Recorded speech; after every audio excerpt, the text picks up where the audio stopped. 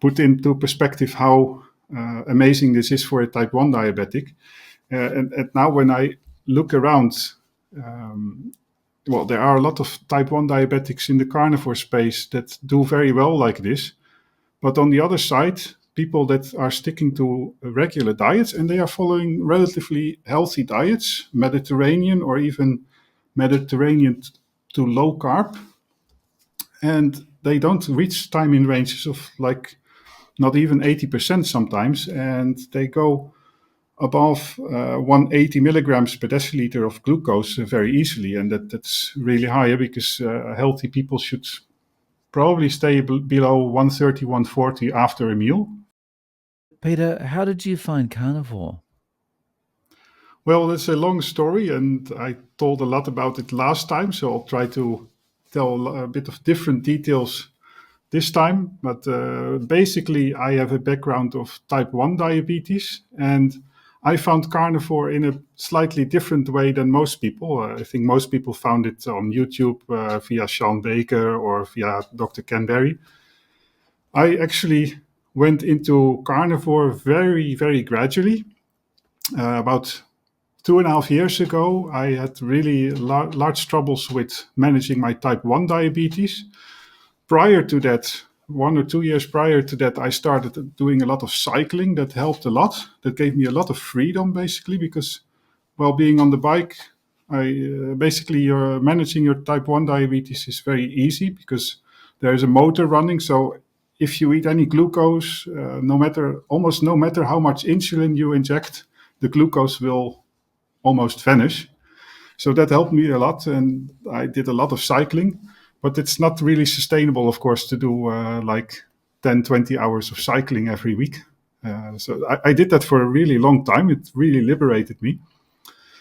But then when a certain winter season came, I think it was 22 or 23, and basically every time when I get off the bike, I will notice that, well, you get more insulin resistant and you will have to use more insulin, but you also tend to stick to your carbohydrate-rich diet that you're used to when cycling. Every time I got into big troubles when doing that. And that year, about 2 years ago, I was just totally fed up. I wanted to throw away all the breads from the kitchen cabinets, and sometimes I did for a week or so. But yeah, at some point I was 3 weeks ill, so I didn't go to work. It really, this glucose management aspect was really difficult in daily life. And then at some point, I don't know how it went exactly, I looked on YouTube and I found the Low Carb Down Under conferences.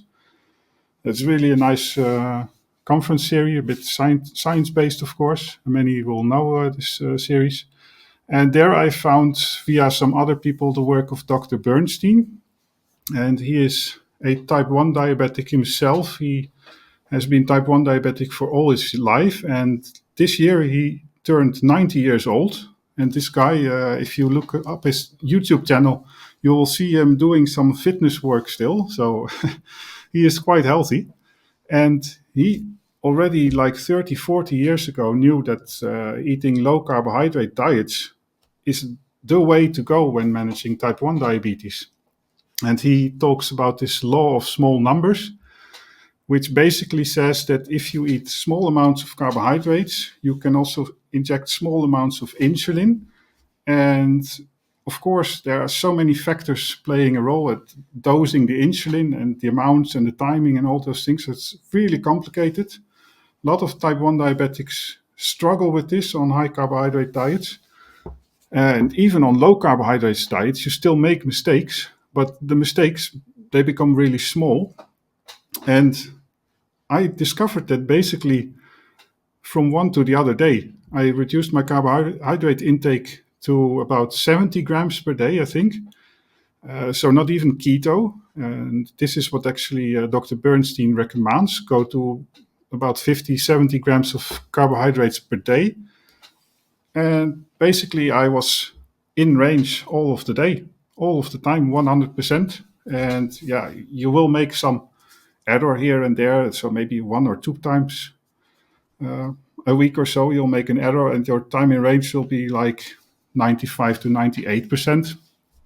But that's still a miracle for type 1 diabetics. If you tell that to your endocrinologist, then he would be totally perplexed.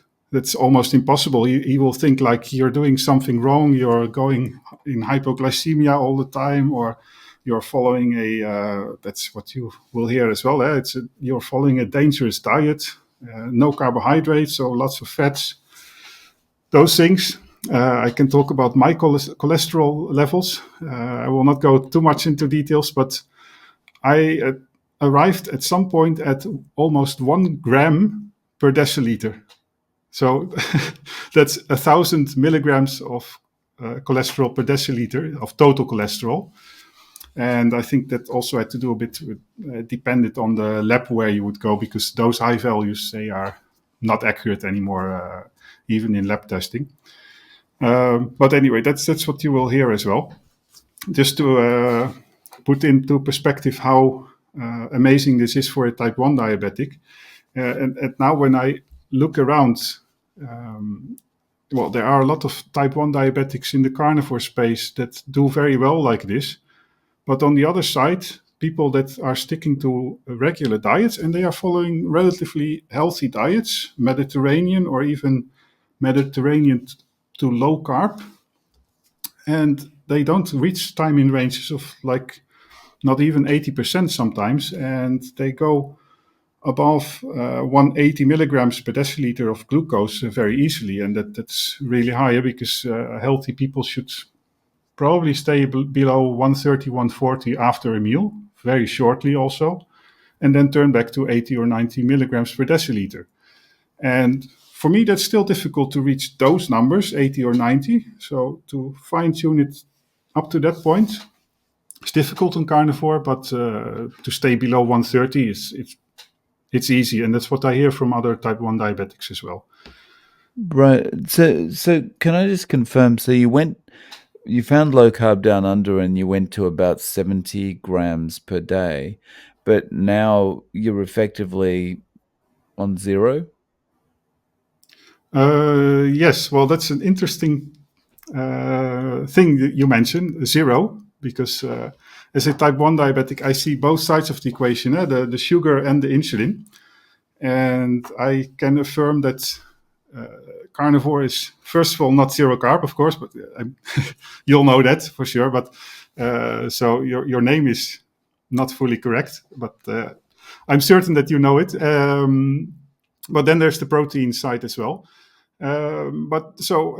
Just to complete the story, I went on this quasi keto diet. Then 1 or 2 weeks later, actually, I went on the keto diet, still including vegetables. And that helped a little bit more even. So it made it slightly easier. But then you arrive at the point in terms of glucose management, I think that's already optimal. And in fact, if you go to carnivore, it can actually worsen your glucose management. So if I would have to choose the best diet for type 1 diabetics, I will not say that it's carnivore. And I'm not saying that they shouldn't go on carnivore, because the glucose management is just one aspect. But that's also what happened to me. I changed a little bit of perspective when I went to this keto diet. Then then I found all kinds of information about the carnivore diet and the autoimmune aspects of it. So I was very interested.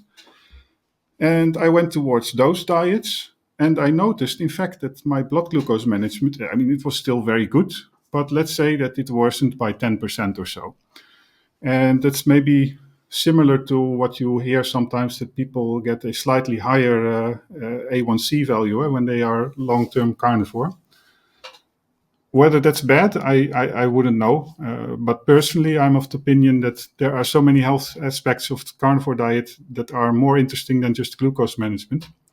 And if those values stay in range, I don't see any problem. So I went on the carnivore diet for all kinds of other reasons, because I had all kinds of inflammation in my body, in my bladder, and I was peeing a lot of cloudy urine, also with blood in the urine sometimes, and especially after running, I would have blood in my urine, and that has to do with the fact that the bladder is like a balloon, basically, and if you don't fill the balloon with water, then those walls of the balloons will hit each other, and if then the bladder is inflamed, then you will get blood in your urine, and those things I experienced as well, and they were in the end caused by oxalates. I did a lot of testing, echoes on my kidneys and my bladder. We found nothing, and of course, as a type 1 diabetic, you get measured these EGFR values as well for your kidneys. They were all fine. No weird things in terms of blood composition. And the only thing was there was just some oxalate in the urine, and in fact, with all kinds of advanced lab testing, they were not able to tell what it was. So they came with the conclusion that there was some undefined matter in my urine. Well, I learned that it was oxalates, basically. I don't have hard proof for it, but I started eliminating oxalate-rich vegetables, and the symptoms reduced. And after 1 or 2 months of carnivore, I basically got rid of it, I think. And nowadays, I can simply go running, for example, because to prevent this blood in the urine while running, I would drink a lot of water before running, and then not go too far also, just to make sure that there wasn't any blood in the urine, because I don't think it's a really good thing. It's quite scary. And nowadays, I don't think about these things. I can go running long times, and I also don't drink a lot of water before running. That's quite practical because it's not very convenient to run with a full bladder. And yes, that's the oxalates, I think. And also in the joints, I would feel those things, and I got some symptoms in my feet that were a bit like neuropathy, I think. But they could well have been related to oxalates as well, probably. That's really scary when you think in your bladder is basically like there's these crystals kind of like sandpaper rubbing the walls of the bladder against each other. It's that's really Yeah. scary. But I bought all these urine test strips that you get at the doctor. So the advanced test strips that will test for proteins in the urine, blood, and that type of things. Because I didn't talk about another symptom that I had of this, and that was even scarier. I was sometimes peeing brown urine, like Coca-Cola, and that was because of a process called rhabdomyolysis. And I would have it occasionally after a long run, but it can be really dangerous when this happens, because your muscle tissue is then being destructed. It ends up in your blood, and that can become very toxic. If you get it at severe degrees, your kidneys will fail acutely. Well, this didn't happen to me, and if you read about it, if the symptoms disappear immediately, you can be on the safe side. But of course, those things are maybe even scarier.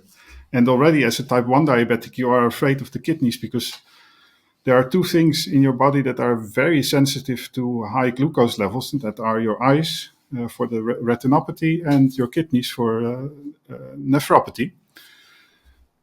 But yeah, in the end, it had nothing to do with my diabetes, because also prior to carnivore and keto, my blood glucose regulation was relatively okay.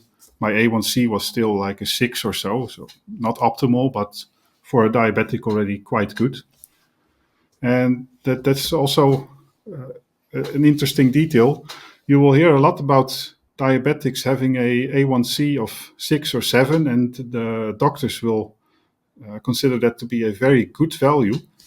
But I had very large difficulties in daily life with an A1C of 6. And if you look at an A1C of 6, I don't know the exact tables, but if you convert it to an average blood glucose during the day, it could well be something like 140 or so as an average blood glucose. So you're at this peak level that healthy people only experience after a large meal. And you'll have that as average. So there will be peaks higher and there will be troughs that are even more debilitating.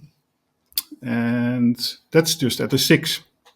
So I noticed a very large difference going from 5.6, because I was already at 5.6 when doing all this cycling and all those things. I went to a 5.2, 5.1, and that's the actual difference of these large fluctuations in daily life that disappeared in terms of blood glucose. And so half a percent point of A1C difference is huge, especially when you are already a bit on the better side. Probably if you are already at an 8 or a 9, then going to a 9.5 won't be such a big difference. That's disaster anyway. But then when you think about all the research that is being done on diabetes technology, medication, that is mostly done in the context of quite badly regulated diabetics with those A1Cs of 7 or 8. And then they talk about these fancy insulin pumps, or worse, maybe even some medication, I don't know, maybe even Ozempic, that will help to lower those A1Cs from a 7.5 to a 7. So Ozempic, good job. But there are easier ways to do it, healthier ways. Not as profitable, of course, for medical industry. Maybe also not, that's another side, maybe not as interesting for the researchers as well, right? It's more interesting also as an academic to research medication or to research mechanisms in your body. Well, the answer is quite simple. It's already documented in a book that Dr. Bernstein wrote like in the 90s. And that is to follow a low-carb diet like they did at the beginning of the 20th century. Just do the obvious things, eliminate the carbohydrates.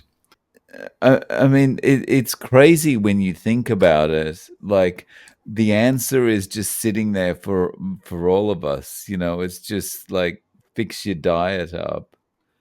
But Yeah, yeah, yeah. as you say, that's not as exciting for researchers, right? Yeah, indeed. And then people get so distracted, so distracted about single numbers or single research papers. And I experienced that in daily life as well. Like recently, there are these research papers, publications about coffee being beneficial again, matcha tea. And I actually also fall in this trap. So I recently started drinking coffee again. I watched your videos a few months ago about eliminating coffee, and I managed to do that as well. So I skip coffee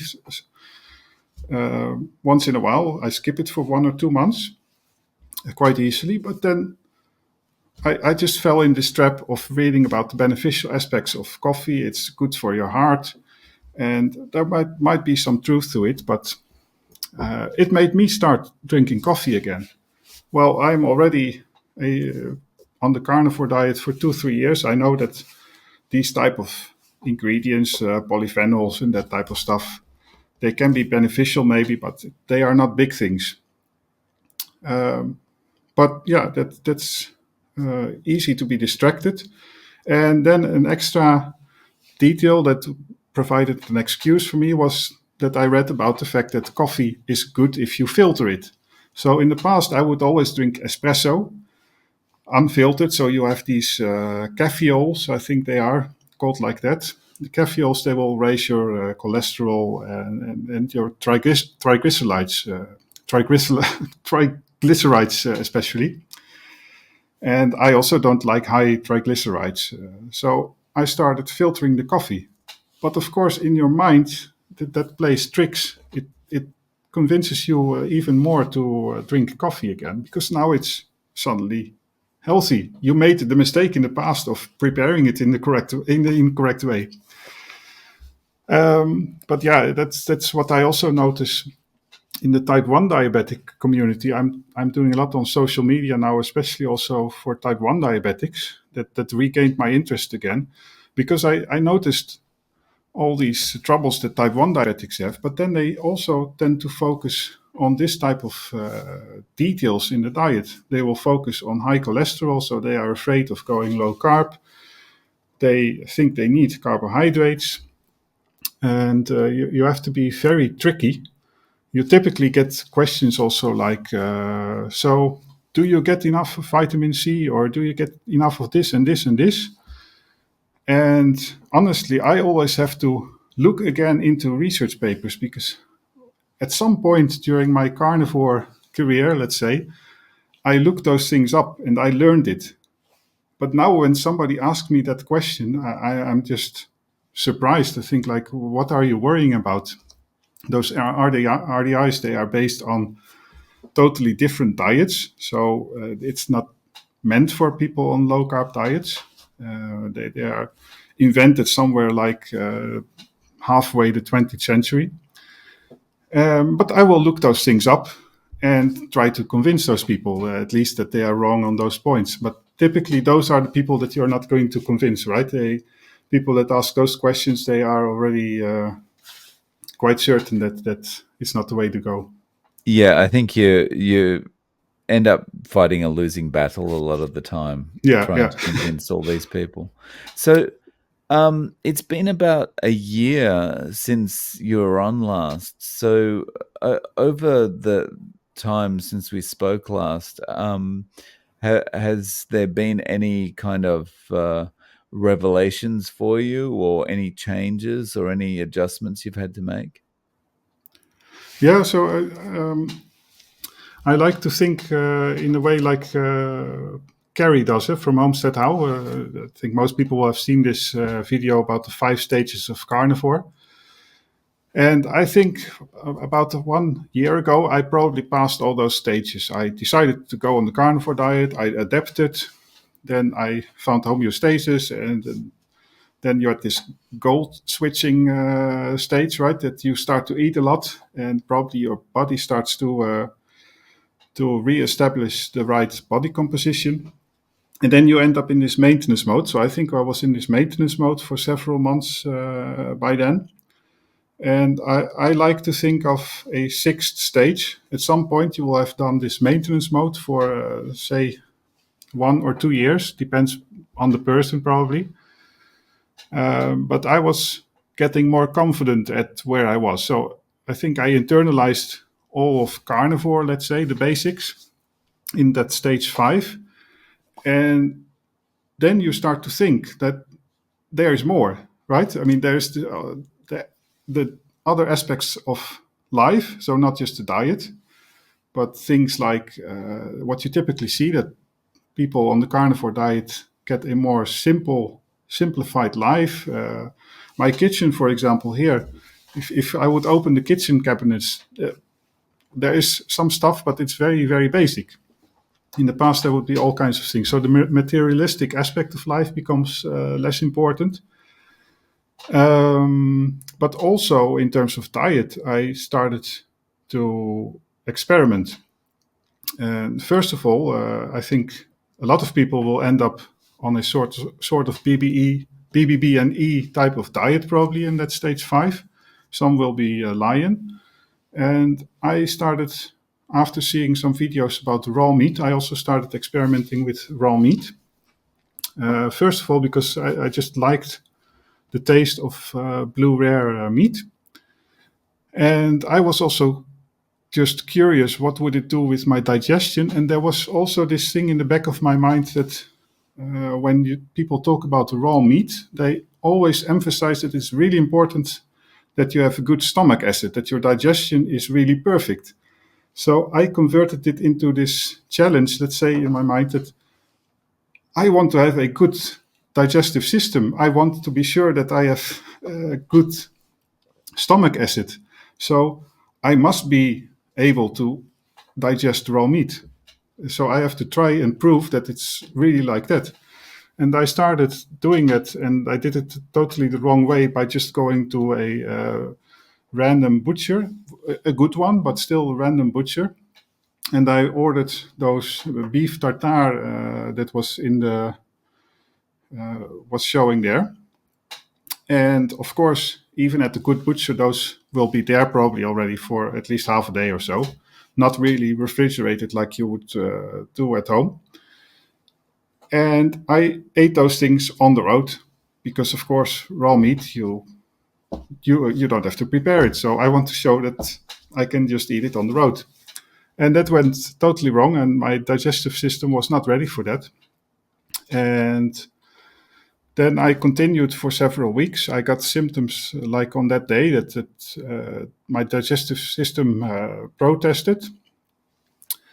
And the protesting would mean going to the toilet for half a day or so, and then after that it was sort of reset. Then you would be all okay again. So it was not really a food infection, but more of a response to the different composition of the food. The proteins being raw, they are digested differently for some reason.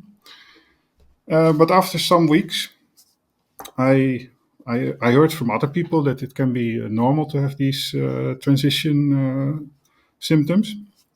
After several weeks, it went better and better, and nowadays I still eat raw meat. I also eat cooked meat, but without problems. And that brought me also to a lot of other experimenting with raw meat. You have to preserve it at home. And I know that Dr. Chavy does this as well.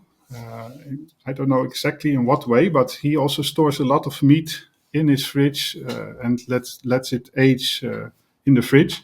That's what I also do. And I first did that with some ribeyes. You salt it and you place it on I took one here. You just place it on a grid like this. And then you have to make sure that the meat is relatively dry already, of course. You pat it dry and you put the salt, and then you can leave it in the fridge for 1, 2, 3, 5, 10, or 10 days or 2 weeks. And it becomes really, really nice. And of course, that also is beneficial in terms of food safety, right? So I do several things. I shortly freeze the meat for several days. That will kill off a bit of the pathogens, and then I salt it. Or I also sear the meat sometimes just to kill off any pathogens on the outside. But especially with this dry aging, becomes really really nice. So I'm really happy that I went on trying this raw meat thing, because it opened up a total new world. I did it with ribeye, but then now I want to show off to other people. So right now in the fridge there is a beef tongue. So I'm dry aging a beef tongue. And that's probably not the weirdest thing yet, because beef tongue is still sort of muscle meat. But I've also done this with beef heart and beef kidney. I've also recently dry aged for several days. And it's just nice. And that's also a big contrast. It's a big contrast with how I looked at food in the past, because before the carnivore diet, I would be really afraid of eating raw meat. If we would eat meatballs, I remember at my parents' place long ago, I always checked that the meat was absolutely not pink on the inside. But if you think well, if you prepare well, and you think about hygiene, then not so much can go wrong. Especially if you take the fresh meat at home and do all the things yourself. And so far, doing this for half a year now, everything is fine. I never experienced food infection. And I think actually also I get some beneficial aspects from it, also in terms of glucose management. And maybe that has to do a little bit with the fact that raw meat, you are more satiated early on, so you will eat a little bit less of it. But also the digestion is slightly smoother compared to cooked meat. And that makes sense, because if you would eat a hamburger or a meatball, it's already ground up, of course, and then it's cooked, and it gets absorbed more easily in terms of nutrients. So it will end up in your bloodstream earlier. But yeah, that's I would really advise people to at least give it a try, or try some blue rare meat, and just to experience the thing. I'm not saying that it's necessarily beneficial or that you should do it in the long term, but I think to have a proper opinion about it, you should try it. And of Mm. course, well, if it doesn't interest you personally, and you're feeling fine, I mean, it's fine to not do it. But I I, I would really recommend it. Yeah. Wow. And so, like, what does a day of eating look like for you now? Are you just doing one meal a day or two meals a day? Like, uh, does the number of times you eat, I mean, that matters a lot with your glucose control, no? Yeah, yeah.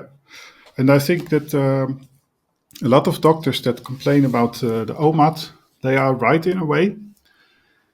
So yeah, that's what we talked about, right? That as a type 1 diabetic, I get to see sort of both sides of the equation. So even if, as a healthy person, if your blood glucose stays flat after a large OMAD meal, that doesn't mean that it's necessarily the best thing in terms of metabolic health. Uh, I'm not going to argue here that it's bad or anything, but if you look at the glucose management aspect of it, as a type 1 diabetic, I would not easily go on OMAD, because those proteins, they are the reason why the carnivore diet is not necessarily the optimal diet in terms of blood glucose management for a type 1 diabetic. So especially on those OMAD meals, if I would eat 1.5 pounds of meat, I would have to do that early on in the afternoon, because otherwise it would affect my sleep, even if it's 6 hours after the meal. But even then, in the afternoon, I would see that 1.5 or 2 pounds of meat, that requires a lot more insulin, and the errors that you make are larger. And basically, that's what you see also, that if people have a good blood glucose level, there can be many things wrong, like also in the steps towards true type 2 diabetes. If a person is pre-diabetic and the pancreas is producing enough insulin, then they could be at very healthy levels in terms of blood glucose, but there is actually a lot going wrong. So I'm not doing OMAD, mostly 2MAD, and I do the occasional snack, but mostly it's just 2 meals, and sometimes I skip one, or I do bit of fasting. That's nothing special, nothing different from what you see around. And yeah, then occasionally when I do cycling, I will skip a bit more meals. That's just easier. And for a type 1 diabetic, that's one of those other things where I say that you have to experience it at least once in your life, and then decide on what you think about it. But you should try, as a type 1 diabetic, to do some true fasting, at least for 1 or 2 days, and see how that feels. That the fact that you don't have to inject mealtime insulins, and that your basal needs just drop to much lower levels, and that you are flatlining with your blood glucose levels.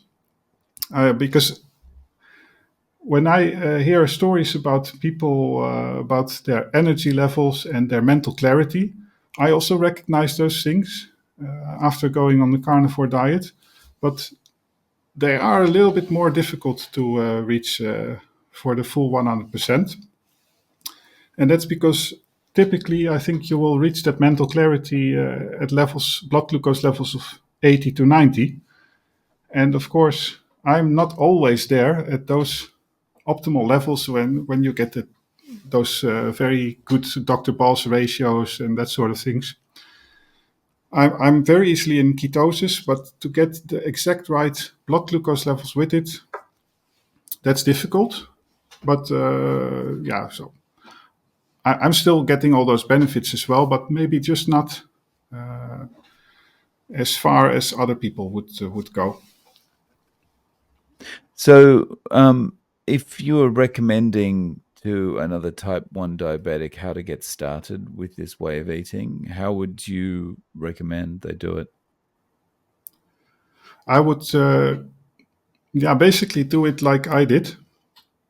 And it depends a little bit. If you're coming from a very high carb context, that might be more difficult. And I actually would have to think about what's the best approach. You probably have to just gradually do the same thing as I did, but then going from a higher level, and then week by week, month by month, reduce the carbohydrates.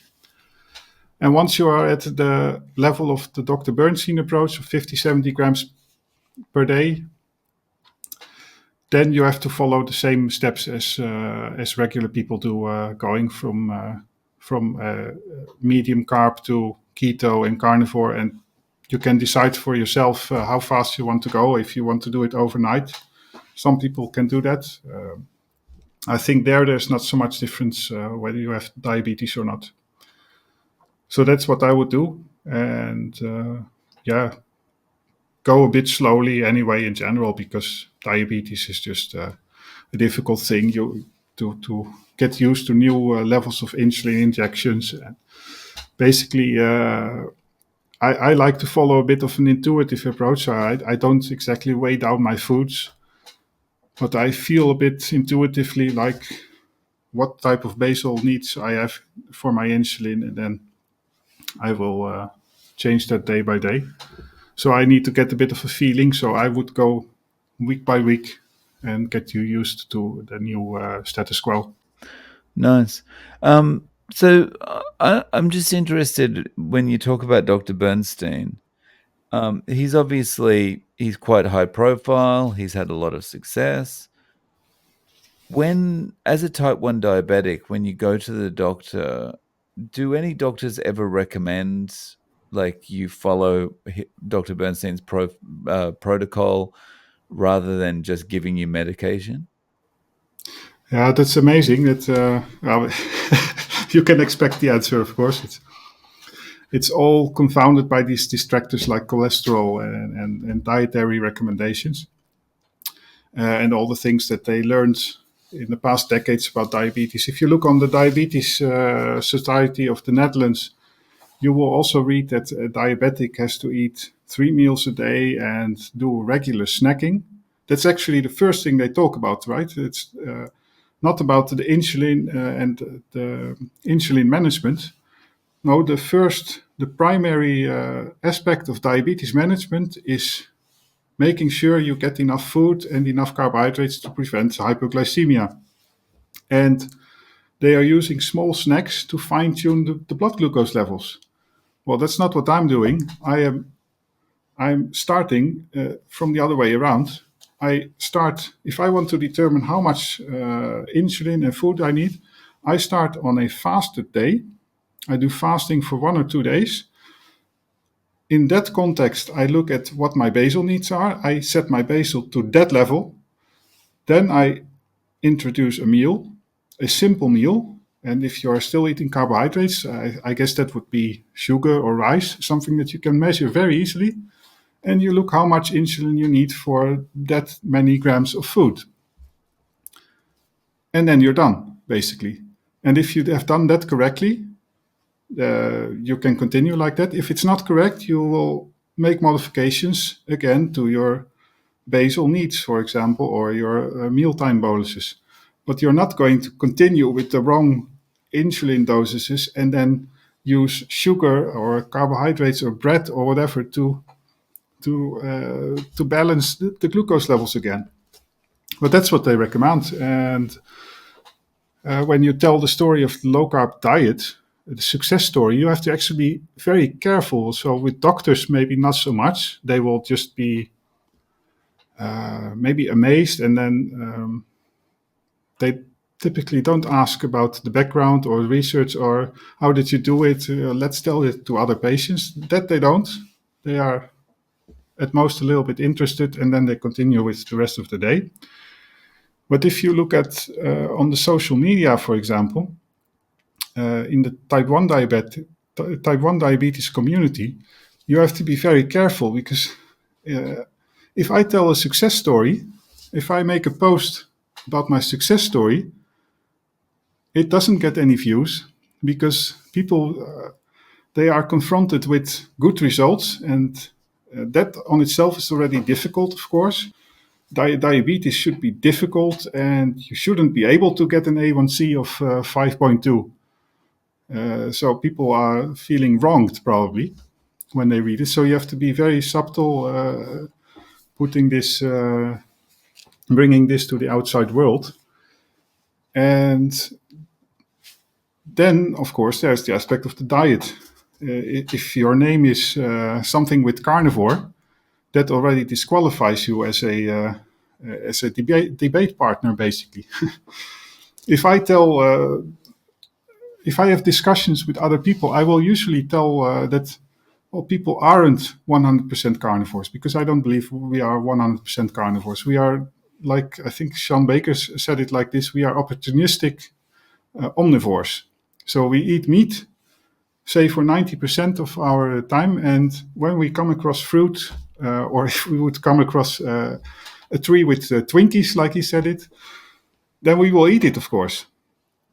So we are opportunistic omnivores. But if I explain it like this, and also talk about scientific reasons and historical reasons behind these things, they will still think that I am trying to argue that we are like obligate carnivores. I'm not saying that, but in a debate, I am already disqualified. I'll be talking nonsense. I'll be just a carnivore extremist that is convinced that we are like eating, that we need to eat like dogs and cats. So that's also impossible to discuss with those people. So you have to lead by example, right? That's what we all say all the time, and that's true, of course. Yeah. Yeah, I can imagine how difficult it is. It's when a type 1 diabetic has lived their whole life being told, just you got to take these medications, you got to do these measurements, and every day is like that for them. When someone comes along and says, well, it could be a little bit easier than that, and they've got the word carnivore in their name or something, it's like, oh, hang on, this is all a bit too threatening. Yeah. Yeah, so Yeah. I'm glad to come across more people like me that are following this type of diet, because there are quite a lot actually. It's just difficult to reach larger audience, and I don't know. I know probably 10 of those people, but there must be many more. Yeah. So actually, on that point, you have been making some YouTube videos. Yeah. So I've been, I think already like 2 years ago, I set up a channel, but I never got to the point of making some videos. And now I think this changed also a little bit because of Carnivore.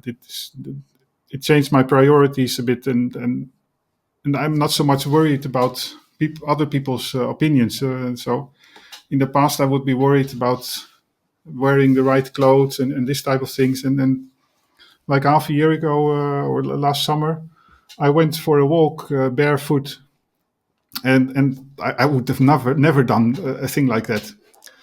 And people don't even notice it. Literally, I walked 2-3 kilometers. Nobody of the adult people that I came across noticed it. Children do, right? I mean, children, they are open-minded. They are like tabula rasa, let's say, that they can still, they notice things, they can absorb things, and sometimes think more clearly. But yeah, the same is for social media. I remember when I got diagnosed with type 1 diabetes 16 years ago, I briefly went to a bit of internet forums the first few weeks after diagnosis, but I didn't get any. I didn't get a lot of benefits from social media interaction that you find nowadays. Nowadays, if you look at this type 1 diabetes community, it's just amazing. Now I'm on TikTok doing a lot of making a lot of videos, and that's actually a very nice platform. I mean, contrary to many beliefs, you can find really good stuff focused on, let's say, more the emotional aspect also of things like diet and health, because you have to make those very short videos, right, of 10, 20, 30 seconds. I mean, a YouTube short is long in comparison, but that means that you have to go for the essence. And with type 1 diabetes as well, there's really a lot of it sometimes can really hit you, like the emotional aspect of diabetes, and there's a bit of diabetes pride, let's say, that to show off your sensors and that sort of things. So that's really nice. And then there is also, well, if you go on TikTok, there's also a lot of other types of videos that is maybe focused on the idea like, okay, is a type 1 diabetic, we can also eat everything, so we have to show off that we can eat like any other people. So there's a bit of, maybe it's not misinformation, but let's say not really the information that you're looking for, right? That you have to eat carbohydrate snacks. I mean, there's some good aspect to it that, I mean, you should be able to do it like any other person, but whether you should want to do it, that's a different thing. Right. Yeah, good point. So how can people find you on social media? Yeah, so I'm on YouTube as the Dutch Carnivore, and on TikTok. That was sort of a Dutch mirror, but it also contains a little bit of English videos. I'm focusing a little bit more on the type 1 diabetes thing.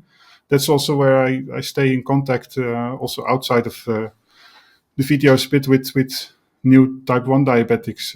That's for me, that's a bit like going into memory lane. I really like that. So that's the T1D Carnivore.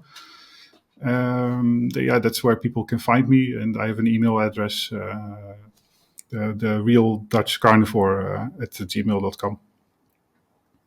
Awesome. So I'll link to all those below. Peter, thank you so much for coming back on and sharing your experience. I really appreciate your time. Yeah, it was very interesting. I think we talked about a lot of nice subjects. I very much enjoyed it. Thanks.